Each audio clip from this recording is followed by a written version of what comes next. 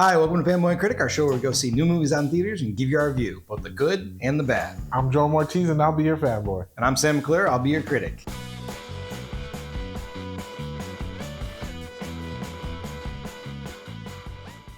This week on Fanboy and Critic, we went to go see Fast X. Is that what they're calling it? Fast X, Fast 10, whatever you want to call it. Yeah, the new Fast and Furious movie, obviously starring Vin Diesel, Michelle Rodriguez, Tyrese Gibson. Yeah, you got it. Go. Ludacris.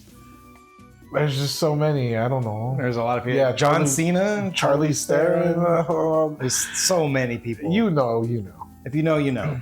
And it's about, I don't even know what these movies are about anymore. I was going to say it's about street racers, but we got, that's long in the past. Yeah, that's long gone. They're freaking superhero special agents that drive cars now. Yeah, it's about family. Turning to this franchise for a part one of a 3-part finale to the series or whatever. You said you liked it. Yeah, I did. I did really like it. Based on the last film, this one makes more sense in a way. I mean, none of the movies make sense these days, but like this has a lot more sense. I mean, and I think where they really nailed it was the villain. I think they treated this franchise like a superhero franchise, and they were like, you know what, we got to bring a really good villain. All the villains seem all the same. It's like, hey, we're gonna go for your family, we're gonna do this. But I think Jason Momoa really did it for me in this movie. I think he was the best part about this movie. He's the newest character to it, and yeah, his character is just crazy. I mean, I would compare him to like a Joker. He just does not care. He does whatever he wants to do, aiming at, Vin Diesel's family. And to be honest, the CGI, I was telling you, the CGI was terrible. Like the worst CGI I've seen in this film. I think they spent so much money on film location that they were just like, yeah, we don't have any more money to make this. They spent all their money hiring 10 A-list actors. That too. Yeah, that too. The cars are really cool. For all the car nerds out there was a lot of cars that are out in the film that are concepts. You saw the DeLorean, I'm sure. Oh, yeah. Yeah, so there was like a DeLorean out there. There's so many different cars. And there was actually a street race. And that's what I kind of enjoyed. I'm like, thank you. Finally, another street race. Yeah. That's what this franchise was missing. Street race. That's where it all began. So at least they paid homage to that. But what I liked about this movie too is that it's self-aware. I don't know if you dozed off or maybe you went to the restroom when that happened, but there's an entire scene where they just basically make fun of this franchise. It was good. It was enjoyable, A lot of big names, big actors. Big names, big actors. All right, tell me how bad it is. I mean, they're nonsense movies. I think even the first one was like ridiculous, but they've gotten even more nonsense.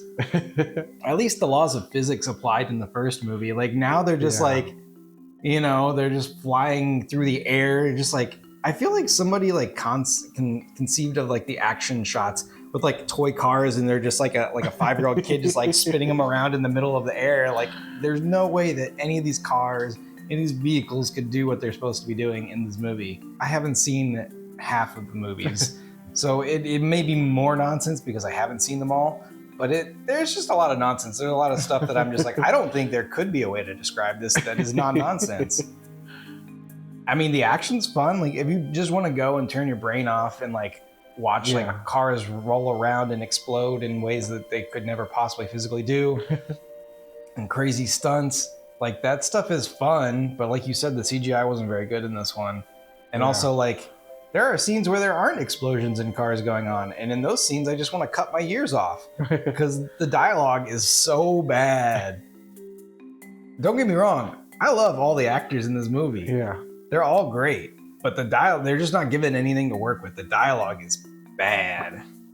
There's so many bad things. Here's the thing.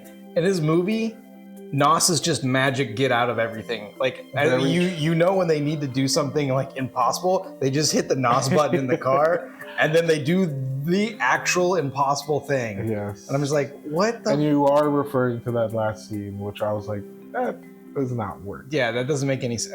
I mean, most of the time, I've tried to rewatch some of the Fast and Furious as we go along, like as we were leading up to this. I think I got through 5. even as early as 5. Great, because 5 is where it stopped for me, really. So good job. Yeah, even in those early ones, Nos just did everything that they needed it to do. They're like, we need to like ramp up the side of this building, hit Nos. Like, it doesn't make sense. I don't even know how I feel about rating this right now. I'm conflicted, honestly. It's good though. You should be. You're the critic. Well, here's the thing though. Like, what I'm conflicted about most about is Jason Momoa. And no, I know, but I say Jason Momoa because I think it's funny. I think his performance was really good, but the way the character is, they've designed the character in a way that undercuts any sort of menace. He's kind of Joker-like, but Joker always has like a little bit of menace to him. This guy is just like, he's like the Mad Hatter. He's just kind of like floating out there doing silly things, and then bad things happen. He kind of comes close to Joker vibes, but he's not as scary as the Joker. Yeah, not really. So like most of the scenes where he's doing bad things, it's just kind of playing for laughs, and they're funny, but that means his character can't be funny and menacing at the same time. Okay. So it was a good performance. Don't ruin them for me, Sam. I'm trying not to, but like the performance was good. It was interesting choices. It was better than just a straight-faced like, I'm gonna get you bad guy, and he's kind of wacky and out there, but it does undercut the menace a little bit. You have to convince all the critics out there to go see this schlock Critics, movie. take it from this guy. He saw it. I mean, like he said, it's a mindless movie that's just action-packed, and a story that's been going on 10 films. You've probably seen 1, maybe 3, maybe 6. But this brings everything into a whole and just kind of explodes. So yeah, definitely watch it. I mean, it's an action-packed movie. It has great actors in it.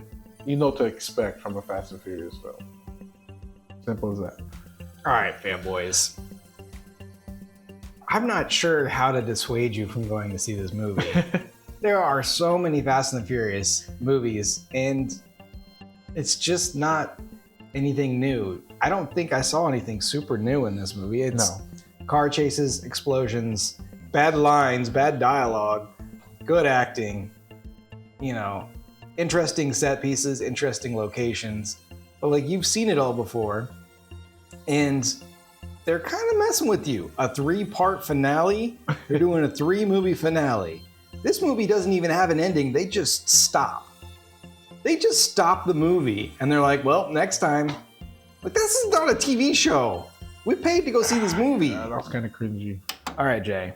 That out of the way, you gotta rate it. Oh, nasty. From a scale of, it's been a whole month. We gotta remind people, I feel like. Anger, crap, why, like, amazed, and then love.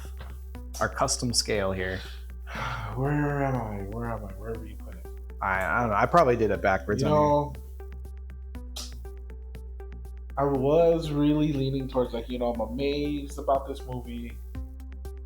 But after thinking about how bad the last one was, I actually really loved it. I love this movie. They found the end game for us Fast and Furious fans. This is the end game for them. Not everybody survives, and he's backed in the corner, and they leave us with a cliffhanger. I feel like it's like a Deathly Hallows Part 1 and 2. Oh no! For the Fast and Furious, I'm gonna finally be the critic and you be the fanboy, and I think this movie was crap. Oh, there it is. For the first time in the 2023 season, I think this is crap and you love it, which is supposed to be our shtick, but that's not true. My problems are just like, I can't turn my brain off enough. Like, I literally would need to huff paint to turn my brain off enough for this movie to even mildly make sense. It's not, it's not Citizen Kane. It doesn't have to be that, but it's still, even at the low bar of trying to make sense, it falls short. And it doesn't have an ending. Thanks for watching Fanboys and Critics. Go check out our Patreon, our Discord server, all of our socials, and we'll see you next week for The Little Mermaid. and we'll see you for the next review.